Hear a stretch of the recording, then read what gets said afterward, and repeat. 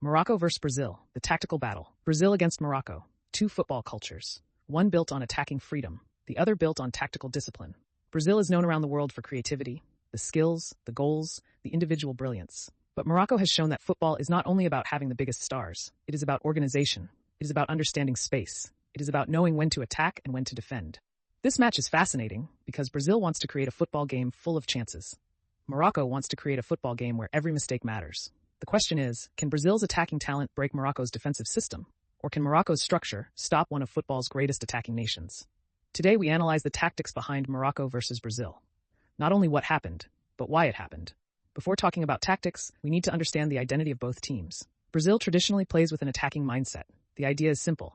Get the ball, create advantages, attack the opponent. Brazil wants players between the lines. They want wingers in 1-versus-1 situations. They want quick combinations near the box. The Brazilian style is based on creativity. A single moment can change the game.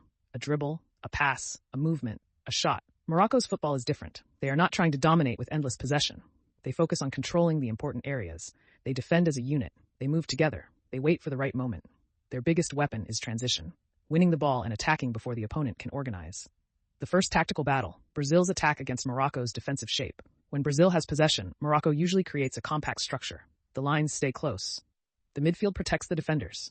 The forwards help create the first defensive wall. Why? Because Brazil is dangerous when they find space in the middle. If Brazil's attackers receive facing the goal, they become unpredictable. They can shoot, they can dribble, they can create combinations. So Morocco's objective is, do not allow comfortable touches. Force Brazil into difficult areas. The wings, the corners, long shots, crosses. These are lower risk situations. Morocco understands something important. You cannot stop every Brazilian attack, but you can control where the attacks happen. A common mistake is thinking pressing means running everywhere. Good pressing is not about energy, it is about timing.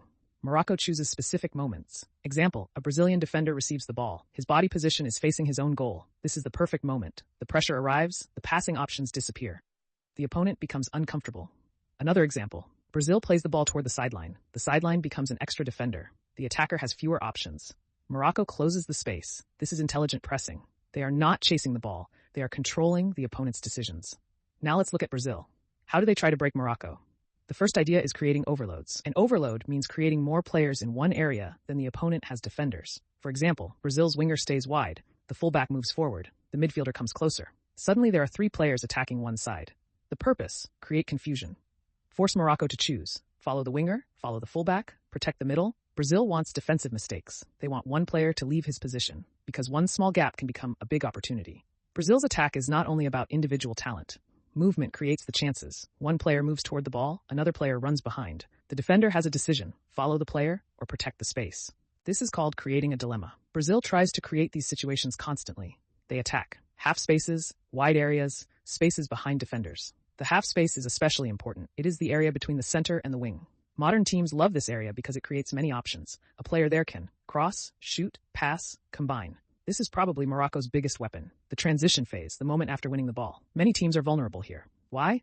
Because attacking players are already moving forward. Defenders are not in position. The team is unbalanced. Morocco understands this. After recovering possession, they do not waste time. They attack quickly. The first pass is important. The first run is important. The first decision is important. A defensive action can become an attacking opportunity in seconds. Battle 1. Brazil, wingers versus Morocco fullbacks. Brazil wants isolation. One attacker against one defender. Morocco wants support. 2 defenders against one attacker. Who wins this battle controls the wing. Battle 2. Midfield control. The midfield decides the rhythm. Brazil wants creativity. Morocco wants control. If Brazil receives between the lines, they can create chances. If Morocco closes that area, Brazil becomes predictable. Battle 3. Defensive concentration. Against Brazil, one mistake is dangerous. You can defend perfectly for 80 minutes, but one bad decision changes everything. Morocco's concentration must remain high. Morocco's approach works because it understands modern football. Possession does not always equal control. Control means controlling dangerous moments. They reduce space. They force difficult decisions. They attack empty spaces. Against attacking teams, this strategy becomes even stronger because attacking teams leave space, and Morocco knows how to use it. Morocco versus Brazil is more than a football match. It is a tactical battle between 2 ideas. Brazil, creativity, freedom, individual quality. Morocco, structure, discipline, collective movement. The future of football is not about one style winning forever. The best teams are the ones that understand when to change. Sometimes you control the game with the ball, sometimes you control the game without it. And this match shows one important lesson. In modern football, tactics can compete with talent. Because football is not only played with the feet, it is played with decisions.